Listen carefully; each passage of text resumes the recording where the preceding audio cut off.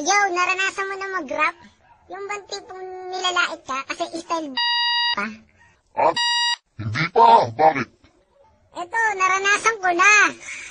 Eh di, ang bobo mo. Uso naman yun eh. Style ng Oo, uso yun. Ang pagiging bobo. Sige nga. 1, 2, 3. Hawak ko Christmas tree. Wala, hindi ganyan. Ganito.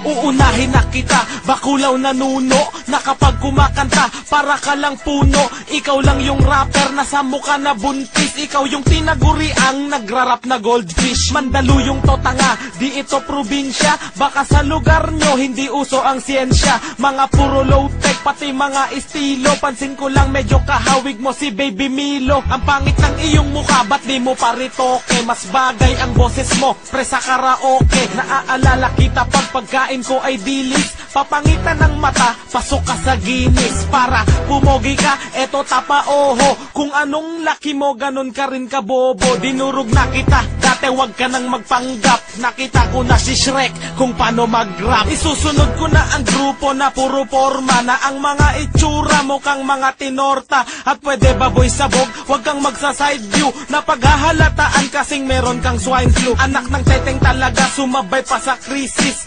Ikaw yung rapper na may tuberculosis. Ang sarap mong pukpukin ng bote ng Pepsi. Kasi pag nagrarap ka parang may epilepsy. Halos lahat ng kanta nyo puro ang iingay. Matagal na kayong tinatakwil ni Binay. Balak nyo pa akong bugbugin, hindi nga lang natuloy. Kasama isang katutak na puro abnoy. Pumunta ng Manda para uloy mapugot. Forma nyo parang mga naglalakad na kumot. Dugyot na nga recording, ang pangit pa ng boses. Mayaman ka?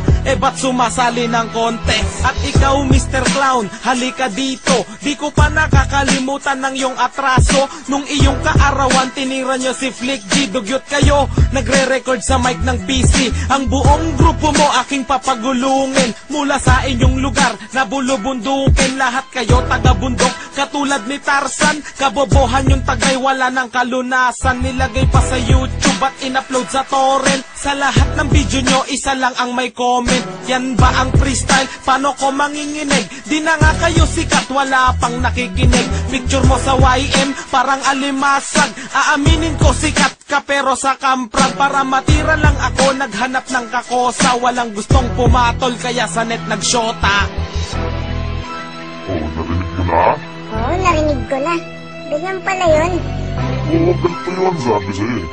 Parang ang dali lang, pero... Ayoko ng ganito. Okay lang yan. Ganyan naman sila. Basta ayoko na, iibahin ko na flow ko. Alright, mas maganda yan. Kayo ang mga taong pinaglihi sa katangahan. Mga duwag mahilig magpatulong sa kasamahan. Kahit magtulong-tulong pa di nyo ko kayang sabayan. Alam na ngang hindi siya uubra, kakasabayan. Lulunurin ko kayo at patay kong hahanguin. Iipunin ko kayo't sabay-sabay kong lalamunin. Tinaga ko sa bato na bawal ang magmakaawa. Di ako pwedeng huminto hanggat walang nakakawawa. Ang bakas ng pagkaawa sa'kin di mababanaag. Titignan ko sino sa'tin ang hindi mapapanatag. Aking ipapadama pagkatakot sa himagsikan. Nakatira ng isa pagkatapos nagsibagsikan. Para kayong aso pag natakot nagsisibalikan. Sino mang lumaban sa paa ko magsisihalikan. Babala sa mga bobo, tanga, pulpul at sablay. Mga nagtangkang bumali sa sungay ko, naputo lang kamay.